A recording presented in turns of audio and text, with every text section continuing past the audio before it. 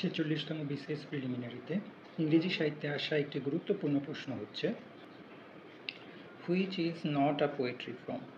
নিচে যে চারটি অপশন দেওয়া আছে এর মধ্যে থেকে কোনটি একটি কবিতার ধরন নয়? অপশনে আছে সনেট, ব্যালাড, টেল, এপিক। সনেট হচ্ছে 14 লাইন বিশিষ্ট কবিতা, সাধারণত আইএমবিক পেন্টামিটারে রচিত হয়। ব্যালাড হচ্ছে সাধারণত ন্যারেটিভ পোয়েম গাওয়ার জন্য বা আবৃত্তি করার জন্য রচিত হয়। টেল হচ্ছে এক ধরনের গল্প,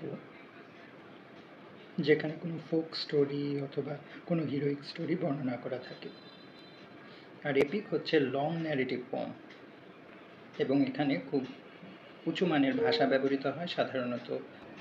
সাধারণত কোনো ট্র্যাডিশনাল বা হিস্টোরিক্যাল হিরোর কাহিনী এপিকে ফুটে ওঠে।